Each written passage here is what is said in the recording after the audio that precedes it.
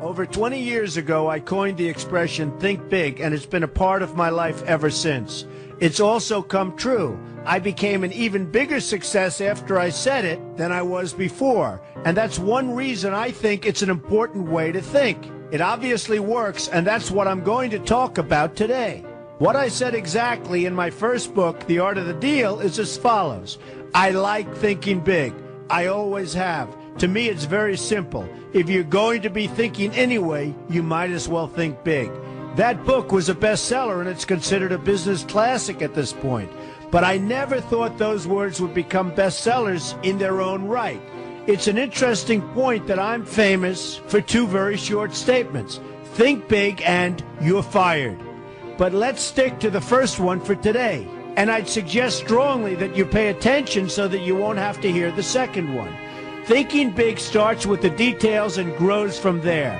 Because I'm a builder, I'm very aware of the importance of having a good foundation. You can't take chances in construction. You can't be haphazard and say, well, maybe this will work, maybe it won't, so let's try it and find out. Because a lot of people will be at risk. I have to know if something will work or not. Every inch has to be accounted for. In other words, thinking big starts with being thorough. So number one, be thorough. Don't count on happenstance to get you anywhere, because it won't. Number two, get a momentum going and keep your momentum going. You have to have big ideas, but you've got to have the energy to get them done, which can sometimes take a long time. If you don't have momentum, you will not have what it takes to get the job done. Patience alone isn't enough.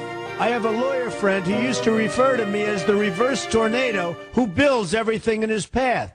I always like that because it implies a lot of energy and a lot of momentum. And that's exactly what it takes to get anything done. So keep your momentum going.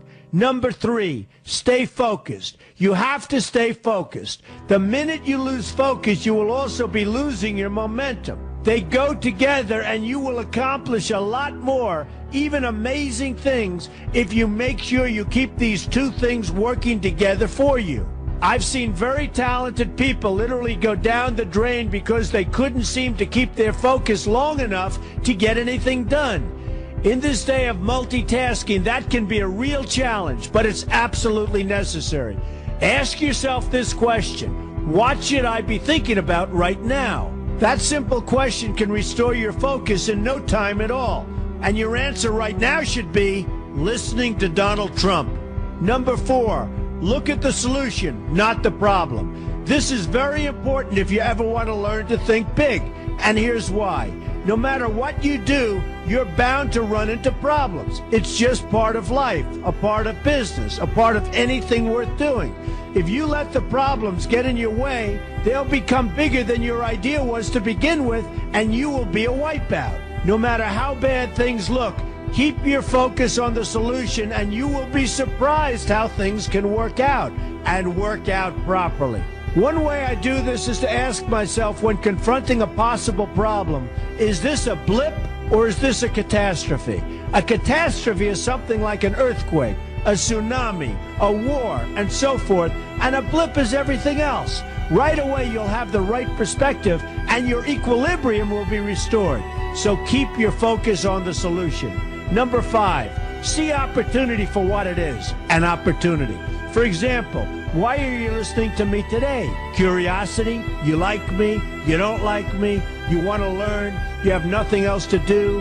You want to hear me tell you you're fired? I hope not. But whatever your reasons might be, they brought you to a good place to get involved and to learn. And that's an opportunity right there. People think that because I'm rich and famous that I know everything. I know a lot. But one thing I know is that I don't know everything. So I ask myself this question every day. What can I learn today that I didn't know before? And you know what? I learn something new every single day. That's a big reason for my success, and the same thing can apply to you. Take the time to see today as an opportunity, and you'll be surprised by what can come your way. Be open to new ideas, and you will be creating your own opportunities before too long. Number six, know everything you can about what you're doing. That's a good way to cover your bases. Another good way is to read the book Robert Kiyosaki and I have written together, Why We Want You to Be Rich. It's about covering your bases and knowing what's going on. I remember when some guys came in to meet with me about a great idea they had for an atrium for a building on Wall Street. It was a beautiful idea except for one thing. None of them had thought about how the building would be supported around this fabulous atrium. They didn't take into account the steel columns that were necessary to support a 72-story building. A very big and embarrassing oversight that could have been avoided if they'd taken the time to think about what they were doing. Don't let that happen to you. Know what you're doing first. Number 7, be lucky. Remember the old saying, the harder I work, the luckier I get. Well, it happens to be true. It works for me, and I've encountered some pretty big successes. But this goes along with something that's absolutely necessary for great success. Be passionate. You have to love what you're doing if you want to be successful at it. My father told me that it's absolutely true. I might work 7 days a week, but it doesn't seem like work to me because I love what I'm doing. If you don't like what you're doing, find something else to do, or do it part-time until you can find something full-time. You will never be successful, happy, or healthy unless you're doing what you love to do. That's just the way it is. So give it some thought. In fact, give it a lot of thought. For example, if you're feeling frustrated, there are 2 ways to look at the situation. Frustration can mean that maybe you're expecting too much, or it can be an indication that you know you should be, or could be, doing more. Use frustration as a motivator. Use it to get where you want to go instead of staying where you don't want to be. But above all, be passionate. That's the fast track to success, no matter what your interests are.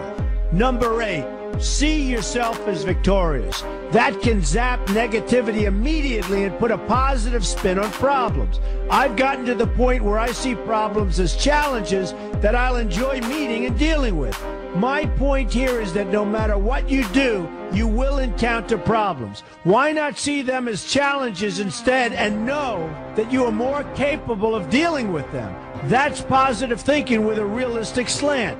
When I go into negotiations, I keep an open mind to what may happen. But I can tell you that there's already a done deal attitude on my part. I've already thought the process through to the extent that I know everything will be better off if they agree with what I've come up with because I've taken both sides into account. I enter the situation with a victorious attitude, and I've had enough victories to know that this attitude works. Use it. Number 9, be smart. Know that you have something unique to offer because you do use the tools that are provided for you and remain open to new ideas. That's being smart. That's also where innovation comes from. Being smart means you know how to use what you've got. That doesn't mean there's nothing left to learn, but it means that you will have the ability to learn and move forward with success. And success is very important. Success is what you want. Just be successful. Believe me, you'll be happier. I know people who have had very few real advantages in life, and yet they've managed to become giant successes. They figured out how to use what they had, not to dwell on what they didn't have. I'm convinced that everyone has something useful to offer, and if you apply yourself diligently, you'll find that you have what it takes to succeed, and you're going to be a lot happier for it. Number 10, above all, never give up. Never, never, never give up. The only time you will be a failure is if you quit trying. Only losers quit. The biggest losers in the world are quitters. Winners keep on going. So whatever you do, never give up. My father always used to harp, never give up, son, never give up. Don't ever quit. I never want to see you give up or quit. Well, my father was a smart guy, and I listened to him. And remember, think big.